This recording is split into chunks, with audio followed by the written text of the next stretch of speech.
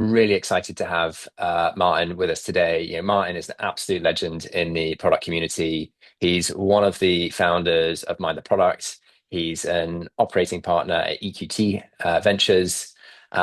He's been doing product management for what, 30 years, something like this, and has just brought out his second book on product management.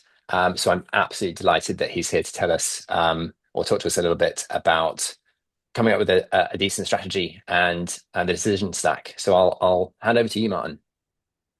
Thanks very much, Ed. Delighted to be here and good to meet you, everyone. Yeah, happy to chat about strategy, but kind of want to give a quick talk first, and then we can dig into questions and see what's working and not working for you guys. So, as Ed said, I've been doing this for a long time. Built my first website in 1994, just to show my age, and did the first, probably what we think is the first live stream in Europe in 1995 when I live streamed a student orchestra festival in Sweden, and kind of haven't looked back since. I got my first product job in '99. I've been first VP product into four startups in a row. And then, as Ed said, I've most recently been the product partner at EQT, which is one of the world's largest private investors. Along the way, started Product Tank and co-founded Mind the Product. And as you mentioned, I wrote Product Leadership or co-authored Product Leadership mainly as an excuse to learn more about this craft, right? And this is still why I do everything I do is to learn how to do this better, because I think there's no one right way and there's no perfect way to do product. And so it's an excuse for us to go and interview over 100 product leaders around the world of what good looks like and what their teams look like. And at EQT, I've advised nearly 150 portfolio companies and then continuing that work afterwards as well. And the recurring theme in all of that is how do we kind of replicate these small, amazing, nimble startup teams, right? I love working in startups. You can get so much stuff done. Everyone fits around, a desk. Everyone has implicit sense of where we're going, why we're going, what's important. And then we start scaling and we can kind of still fit in the same room, but then inevitably we start, fitting across multiple floors or multiple buildings or multiple locations around the world. And really, how do we kind of replicate that sense of being in a startup and that speed and everything that comes with that while we're scaling our businesses? And so if we look at kind of what we have, right, we have iterative ways of working. We've been working in Agile or Kanban or any combination of those things for many, many years now. Hopefully, you're working in cross-functional teams where we're bringing all those skills together. We're empowering those teams to go after those goals. I think that was one of the big outcomes of the product leadership book is that the best teams are the ones who, are empowered to make decisions. They are closer to the customer, closer to the data. And then these days, as Ed mentioned, we have to throw AI into everything. We have AI underpinning everything that we build, especially. So let's just go fast, right? Well, the challenge is there's a distinction between speed and velocity, right? Speed is a little bit like lighting some jet fuel on fire on a runway. It's really spectacular. You can warm your hands, but you're not really getting anywhere, right? Velocity, and this is the scientific definition, is speed with direction. Velocity is a bit like putting that same jet fuel into a jet and actually flying. And so we can move fast, but the big question for me consistently when I go in to talk to teams is, are we moving in the right direction? And this is where I hope I connected the audio. Let me just unshare and double check that. Actually, sorry about that. Zoom always makes you do it when you set up the sharing. There we go. I'm going to try this again. So, do we know where we're going? Well, let's ask the So team. what are you gonna do with all these underpants that you steal? Collecting underpants is just phase one. Phase one, collect underpants. So what's phase two? Hey, what's phase two? Phase one, we collect underpants. Yeah, but what about phase two? Well, phase three is profit. Get it? I don't get it. You see, phase one, collect underpants. Phase two, phase three, profit. Oh, I get it. No, you don't.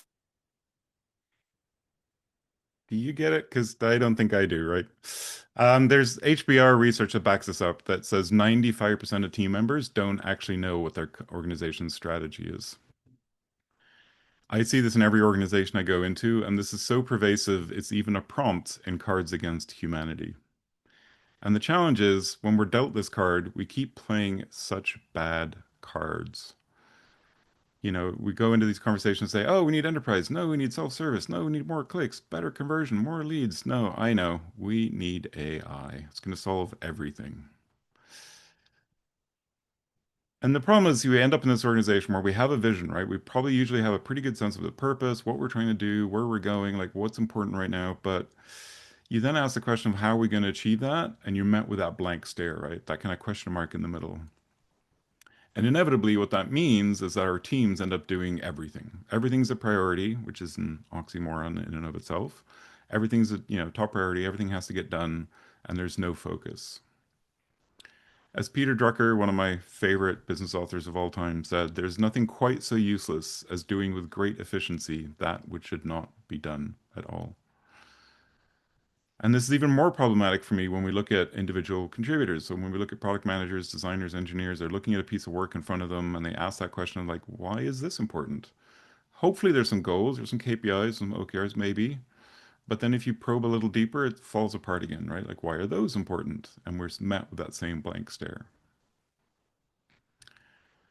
So George Patton, who's a famous World War II general and one of the early kind of leaders around this idea of empowered teams, said that if you tell people where to go but not how to get there, you'll be amazed at the results.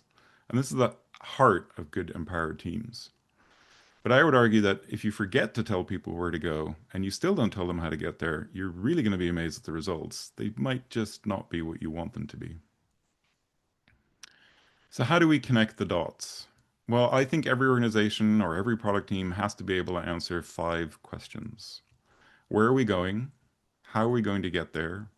What matters right now and how do we measure progress?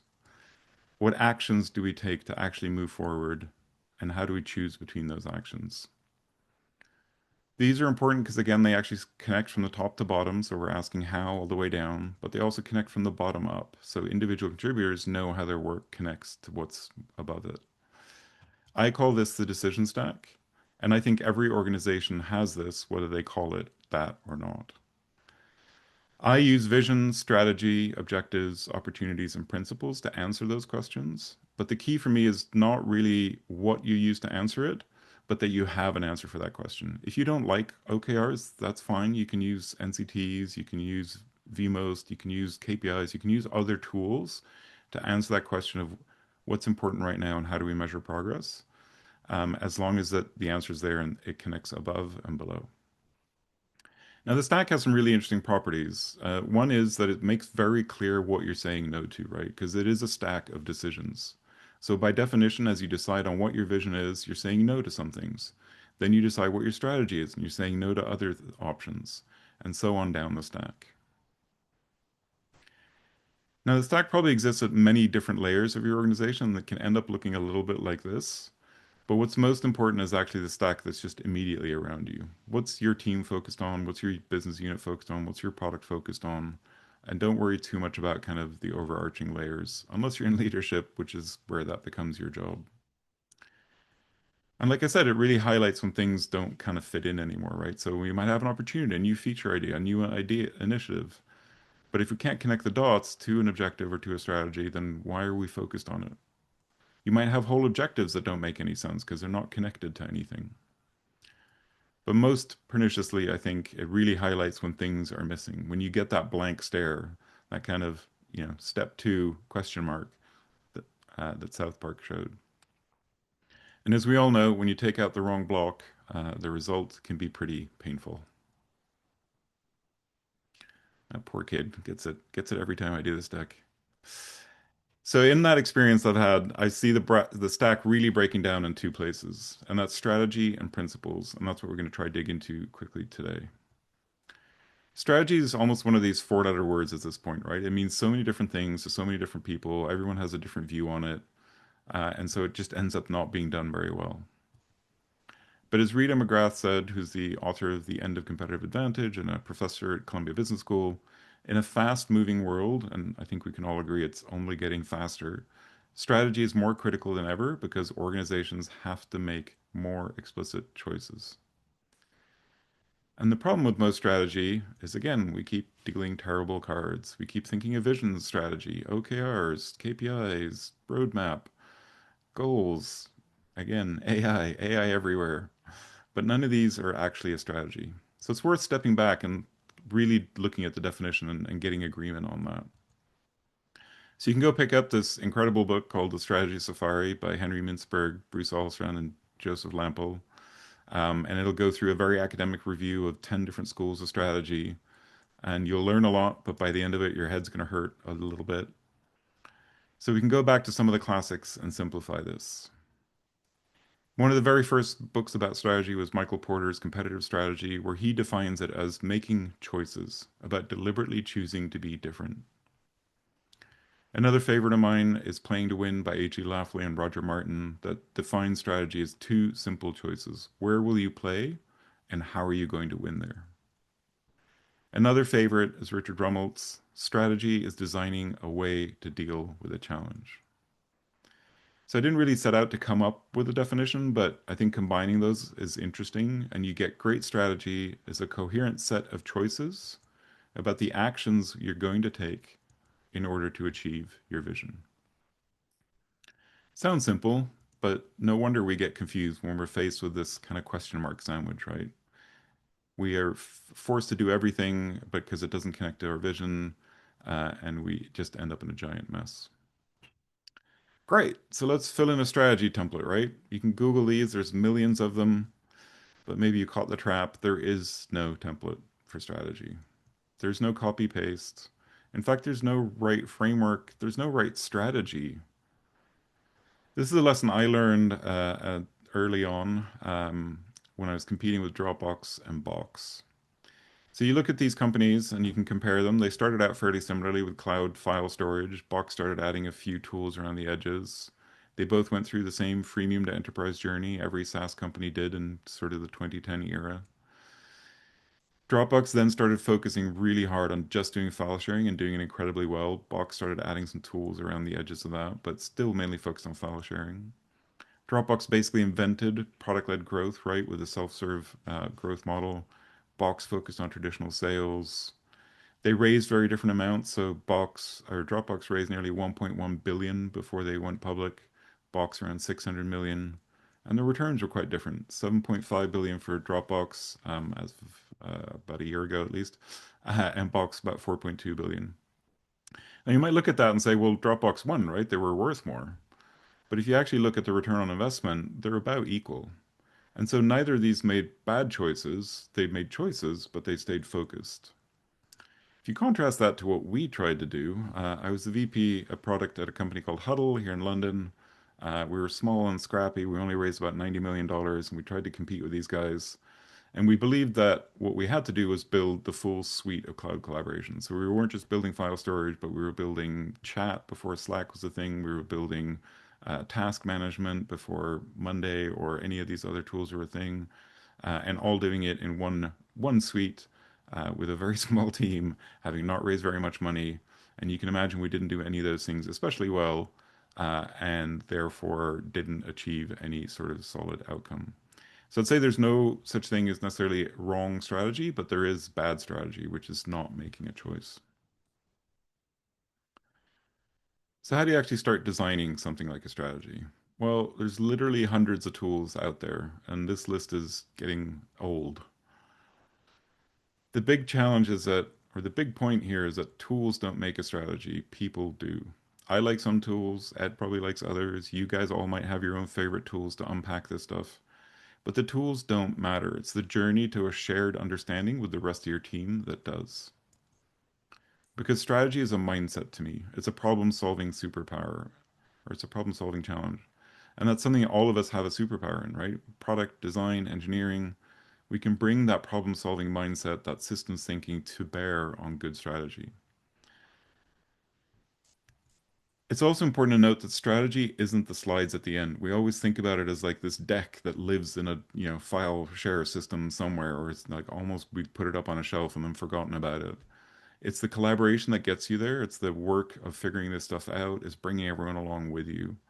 I'm a big believer in, that obviously leadership has to kick this stuff off with vision and strategy, but the team should always be involved, and leadership at some point has to get out of the way.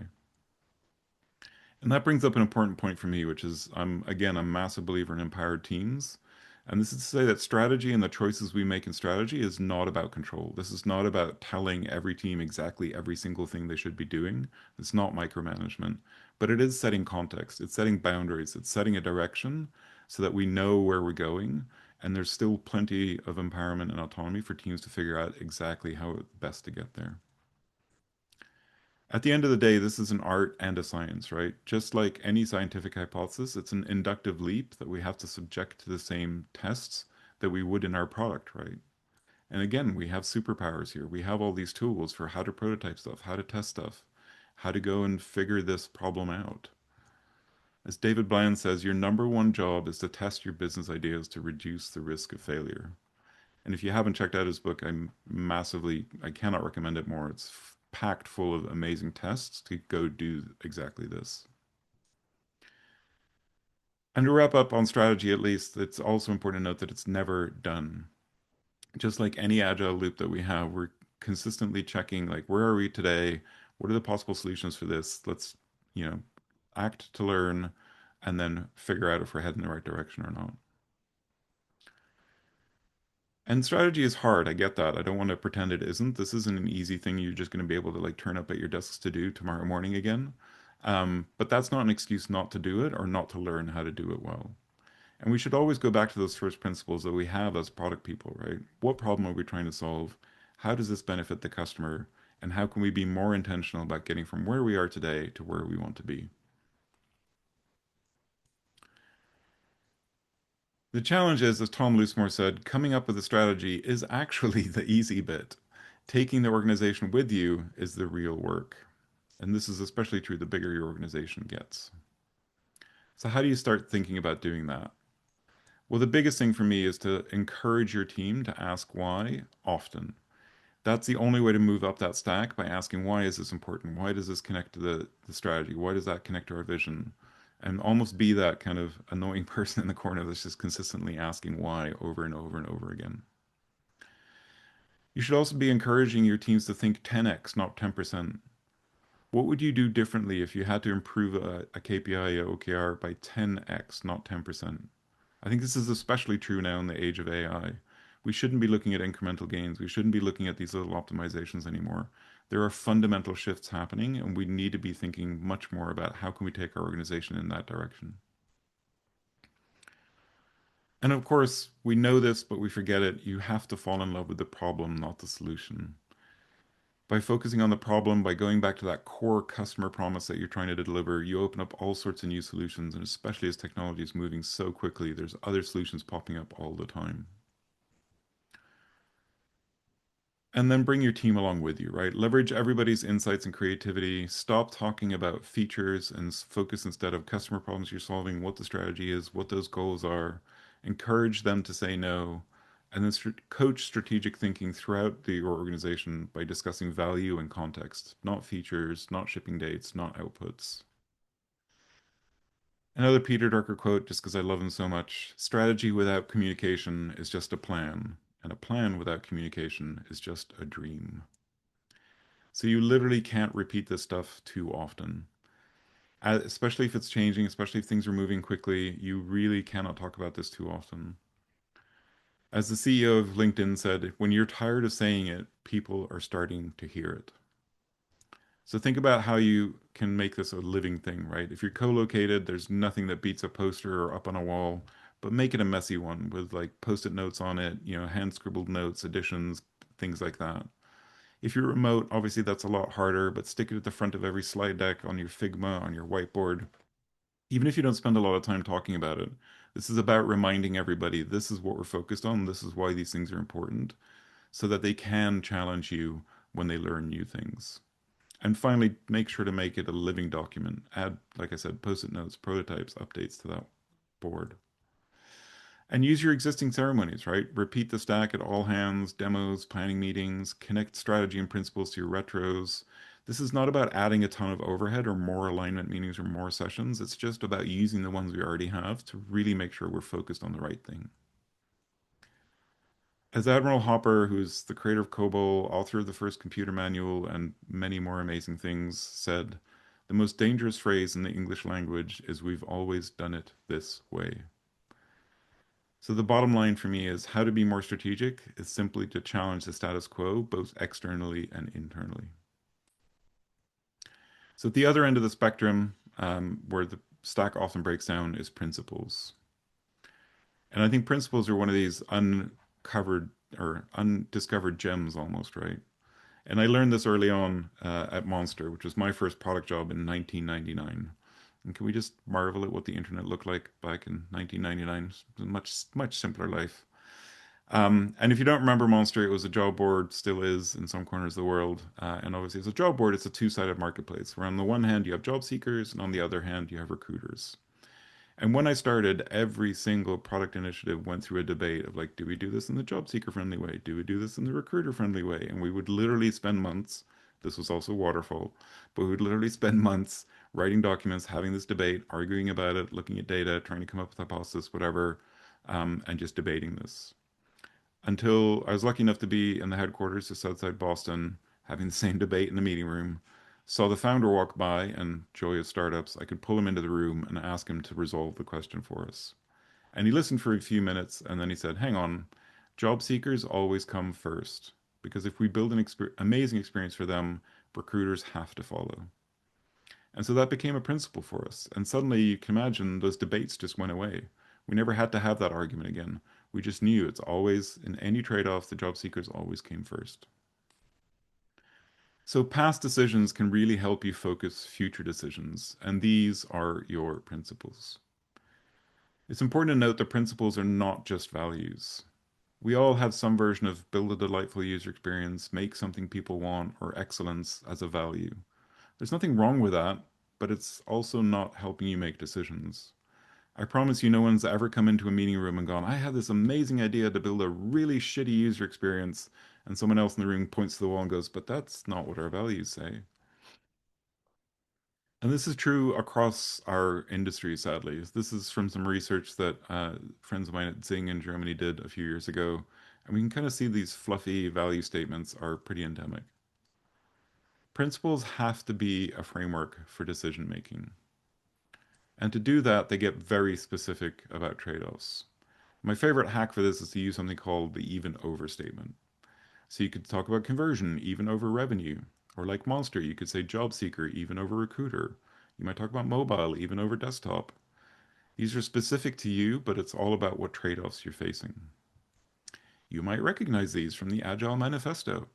And just like in the Agile Manifesto, we're not saying the things on the right are not important. We're just saying that in any trade-off, we're saying the thing on the left is more important.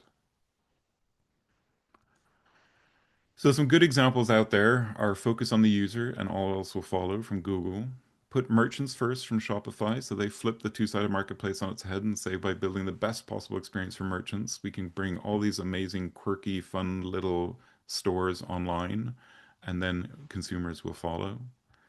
Klarna, at least pre-IPO, had one about conversion trumps profitability optimization because they wanted their teams to focus on getting the sale even over getting the every last kind of percent of profit out of it.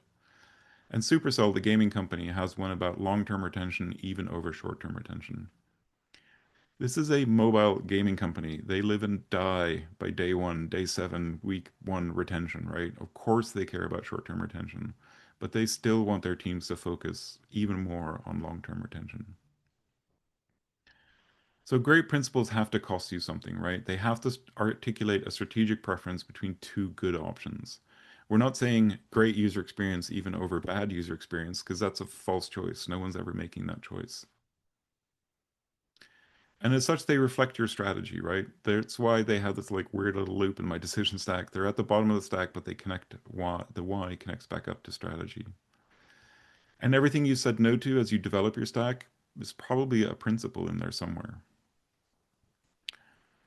But they also let you spend time on the important decisions. I'm not saying not to have the debate. Monster absolutely needed to have that debate about job seeker even over recruiter, but we should have had it once. We should have done the research. We should have walked it through with stakeholders. We should have tested our hypotheses. We should have had loud arguments in meeting rooms. And then once we had that clarity, articulate it, codify it, and move on and not have to have it again. And as much as I call out values, I think principles can actually make them actionable. So they can help us define what we mean.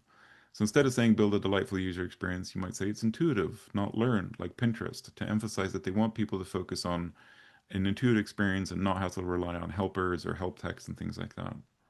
Instead of just saying make something people want, you can define that and say we design for everyone, like Co-op here in the UK does, to emphasize accessibility and usability. Instead of just saying excellence, you can define that and say fast is better than slow, as Google does.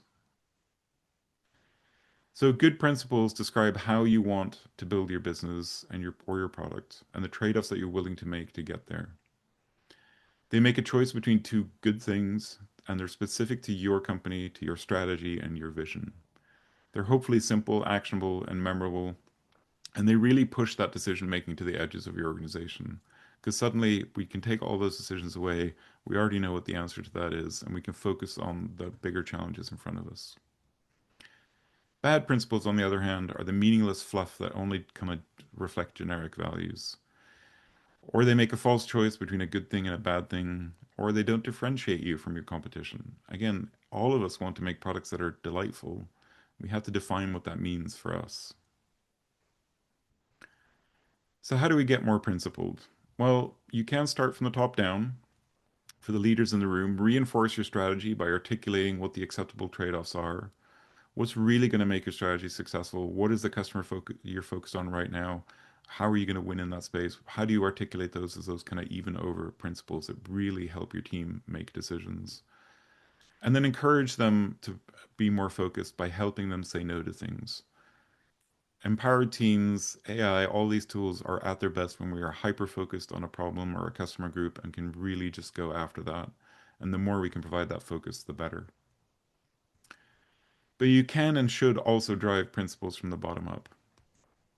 So whether you're an IC or a team lead or a product leader, use your retrospectives, codify those regular debates that come up. What are the trade-offs that have come up in the last sprint, quarter, whatever cycle you're using?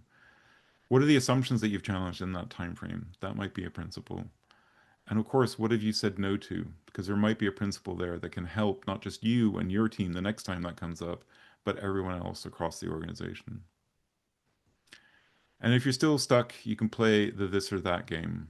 My friend Adam Warburton in Manchester came up with this, where you can literally go present to your team a series of trade-off choices. He does it just slide by slide. I've actually built an app on Lovable for this, so I can put that in the notes later, but it's this or that.decisionstack.com. It's completely free to use.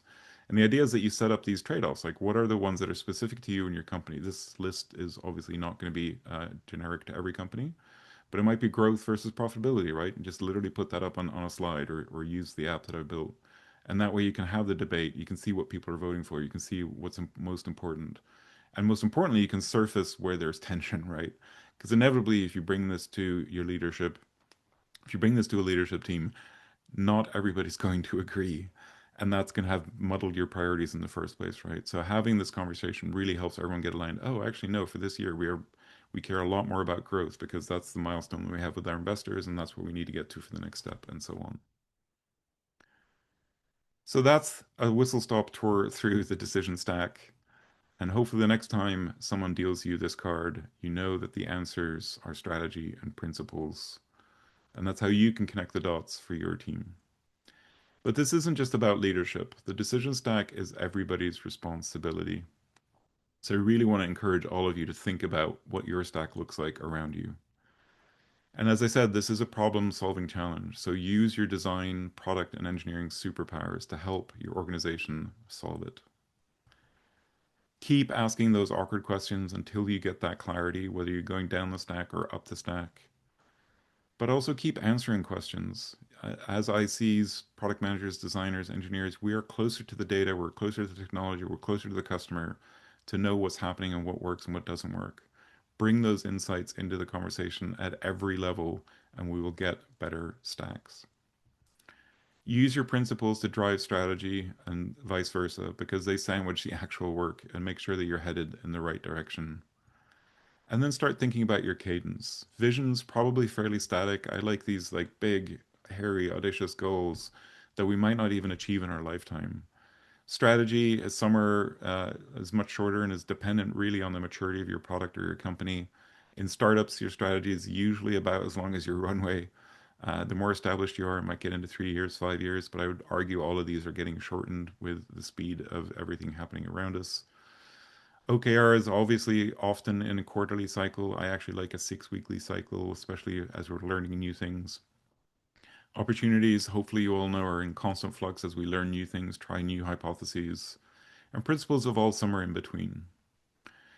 But the most important thing is that if at any point we have learned anything new that invalidates a previous assumption, we have to change it then. There's no point waiting till the end of the quarter to go, oh, well, that objective didn't make any sense, that we shouldn't have gone in that direction. Let's do something else. We should challenge that immediately. And even more so with strategy, right? There's no point waiting 3 years to see if the strategy worked or not. If we learn something in month one, that might invalidate it.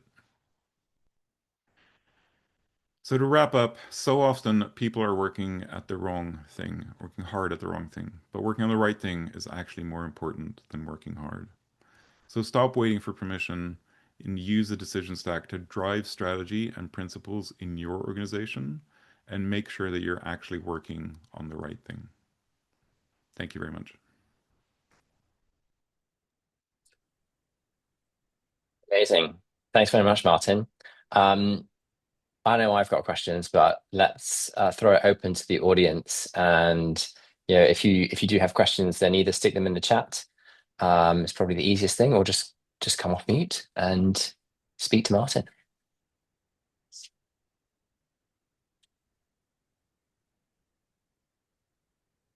So Martin, I think you've got one there in I've the got one in chat the chat. already. Yep. Yeah. Yeah, there.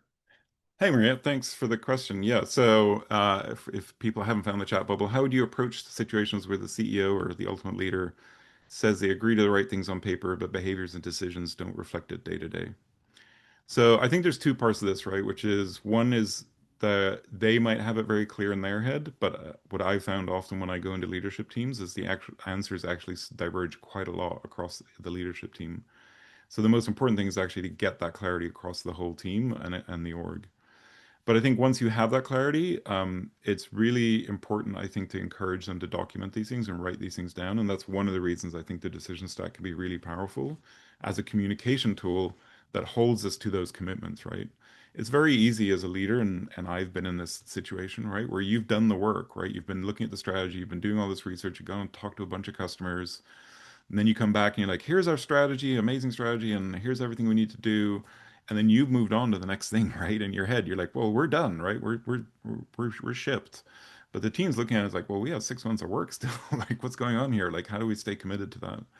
And so I think just having that clarity of communication and having that commitment to like, this is what we're agreed to. And again, this is why it's so important to have strategy actually connect into objectives or OKRs or whatever you're using at that layer. And I find the challenge in most organizations with OKRs is strategies over here somewhere and objectives are in a spreadsheet somewhere else and they're not connected. And of course, then there's no wonder that like these keep changing all the time, but we're still not moving towards our strategy. So I think the more you can go to that leadership and like have that as a commitment thing of like, well, we've agreed, right? Like this is our strategy, therefore these are objectives for the quarter, this is what we're focused on. I think it drives that consistency, but it also opens up a different conversation if something changes, right? Whether it's from you seeing it from the bottom up or them from the top down, they we can change these things. It doesn't mean these are not written in stone again and set up on our wall, right? There are still living documents, but it makes it much more intentional about making a change. So it's not just, oh, well, we have completely new objectives. It's, well, we this objective didn't make sense because we learned something new, or an assumption didn't work out, or we spotted a new opportunity over here. Therefore, we're changing it. Therefore, this is the new set of things we're all committed to. Again, the whole organization gets around it. So I know there's no like easy hack in that to like take to a CEO that might think that everything's working perfectly already. But I think it's really just about challenging that clarity and presenting back to them like, oh, well, last week we said this, like, what are we changing? What are we taking out? I think if I do have a favorite hack, it is probably, and this definitely works best in co-located and smaller startups, but I would literally have a line of post-it notes on the wall of like stack ranked of the things that we're working on. And every time anyone, not just CEO, came in with a great idea, I'd be like, okay, that sounds awesome, but like, what are we moving to make room for that? Like, what are we not doing? What are we stopping doing? And I think it really helps call out that like binary because we can't just do everything. We can't just add stuff on. And I think at the end of the day, as product leaders, like we can get a bit precious about our product, right? But we have to remember sometimes these ideas are the right ones. So we have to be open to that and have a structure where we can challenge things and be like, oh, actually, that is a better idea. We should scrap the objectives we just spent 2 hours working on last week and start with something else, right? So hopefully there's some ideas there, but I think it's really about bringing these things to life more so that they're clearer, both that commitment to staying true and saying yes to like what we're already committed to, but also to committing to being more intentional about change.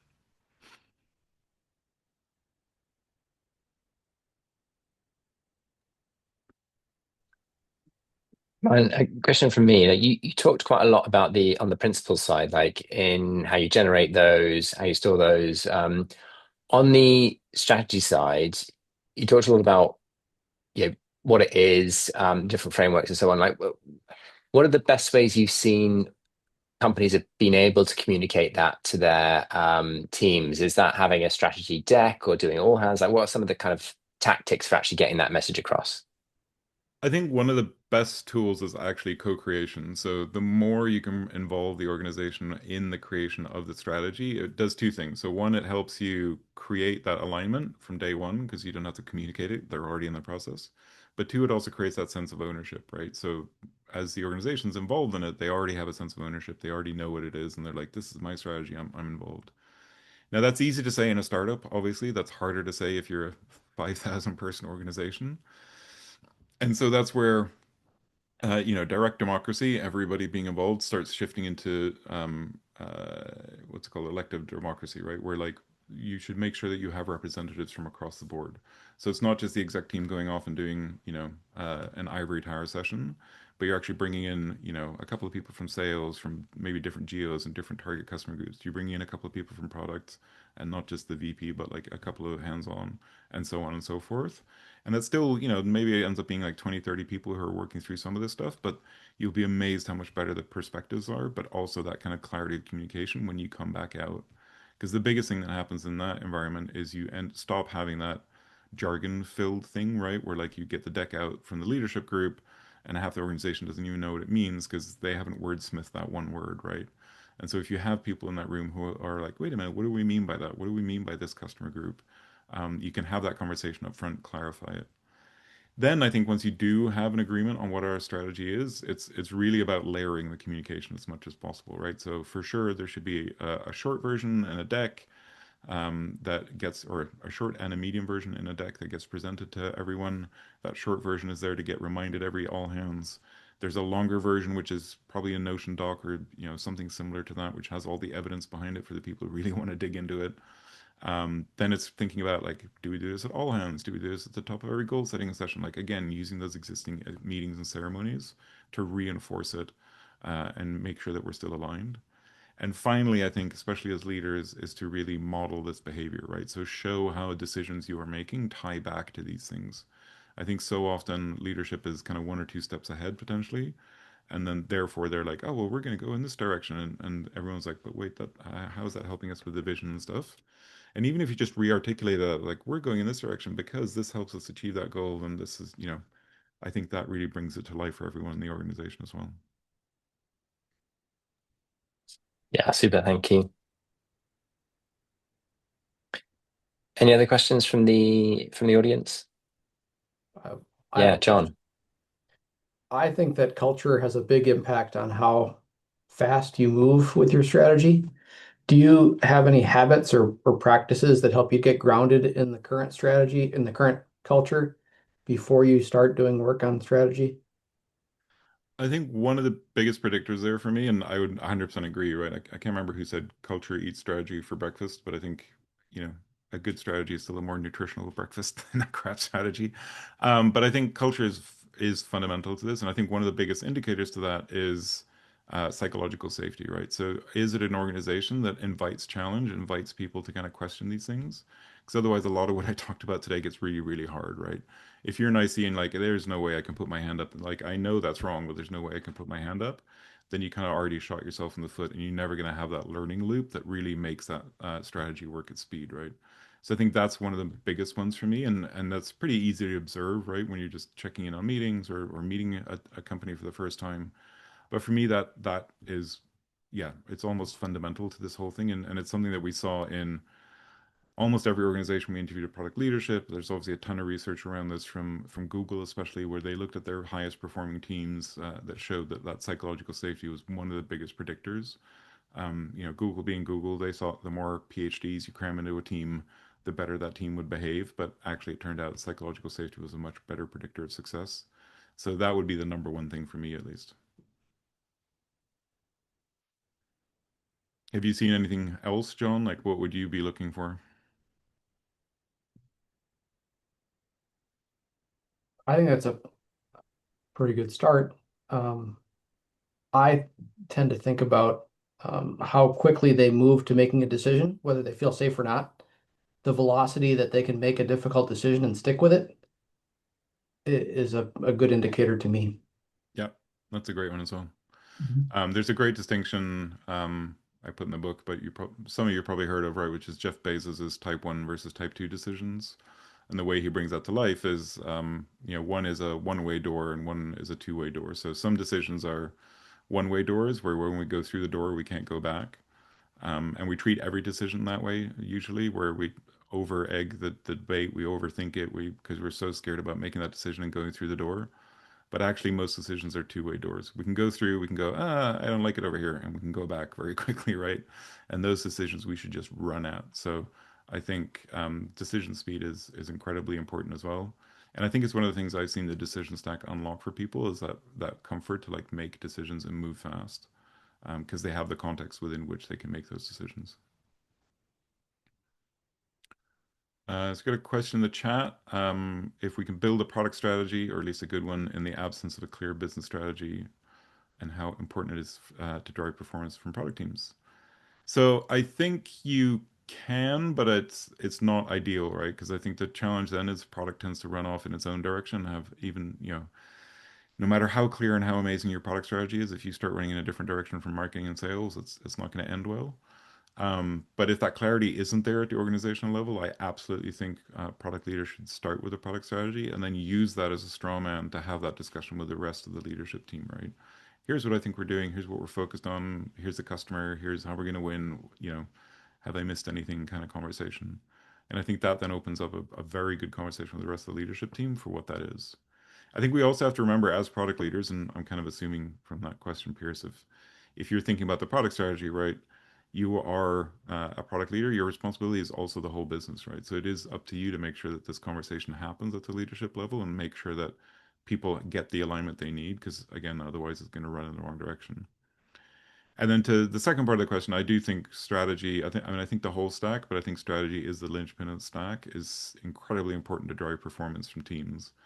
If we again empower our teams, we give them all the tools, and then guess what? Now we're adding AI agents into that process. We're moving, ever faster as teams. If they don't have the right direction, if they don't know what is important, what customer is important, how we're going to win in that space, you're just going to get chaos, right? Because every team's going to run off in a slightly different direction. You're also going to be relitigating every decision twice because every team's going to be facing that same, for example, job seeker versus recruiter decision and have to make it themselves again and do the data and look at it when there could have been a principle that just helped them move faster. So I think it's incredibly important to have this clarity. And I think this is leadership's job, right? I think it's something I've struggled with as I've scaled in my career to move away from the kind of IC stuff, right? Because it's so much more fun to be building product than it is to be working on this calm stuff and the strategy and decks and things like that. But this is the job, right? Like once we have given or created the competency within our team, once we set up the structure for that, once we've empowered them to go do their thing, we have to get out of their way and create this context that they can run at full speed. And so I think it's absolutely critical. My dog agrees, apparently.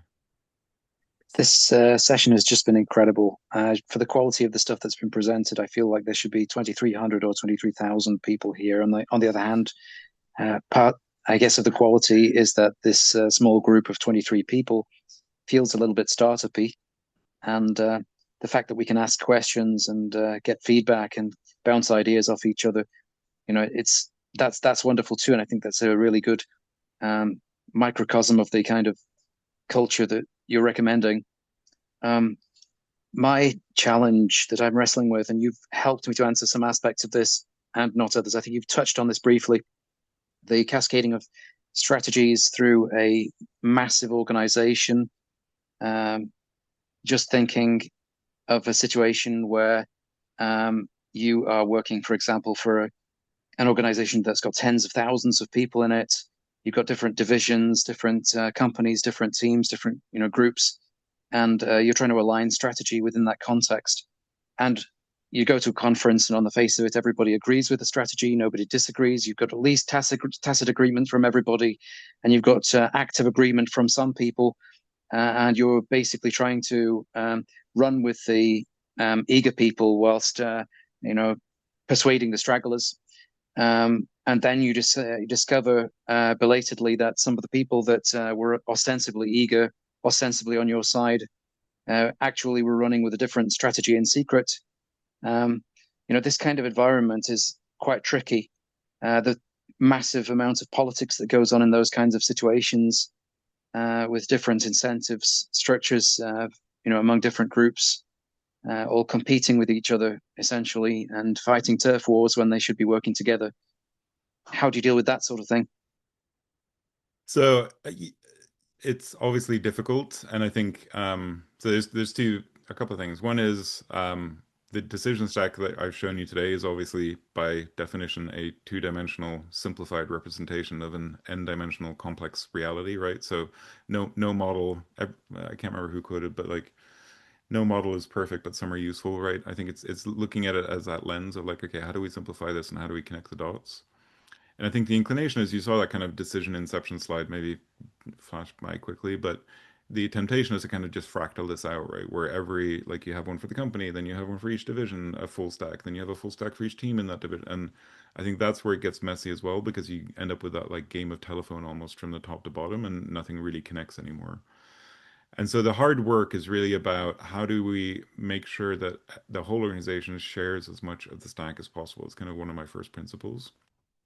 And the way to do that is really to go through those questions, right? So if you're asking how from the top to the bottom, when the answers to that diverge, that is where you start splitting, right? So if your vision is the same, great. All right, how are we going to achieve that? Well, we're going to go after this customer and we're going to win in this way.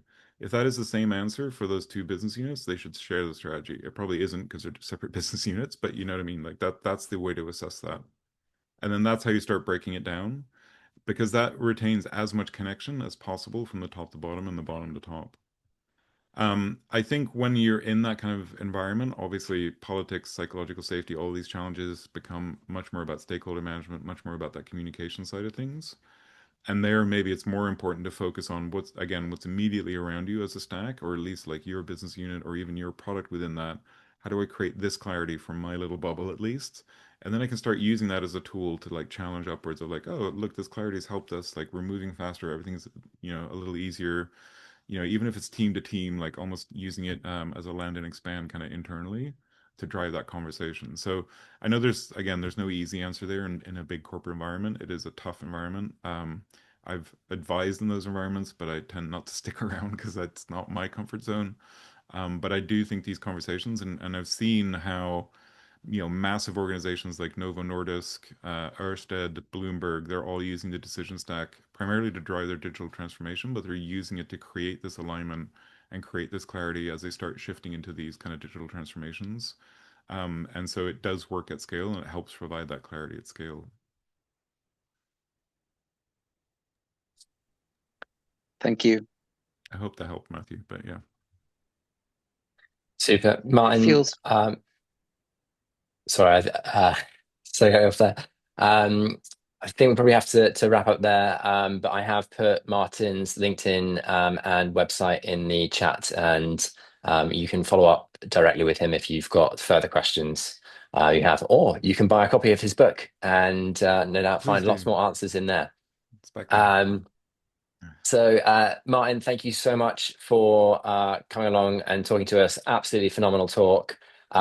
That will be on our YouTube channel tomorrow, probably, if you want to rewatch it or share it with friends. And apart from that, I hope you have a great evening and see you all again soon. Amazing. Thanks for having me, Ed. Hope that helped Thank everyone. you. Glad to meet you. Bye.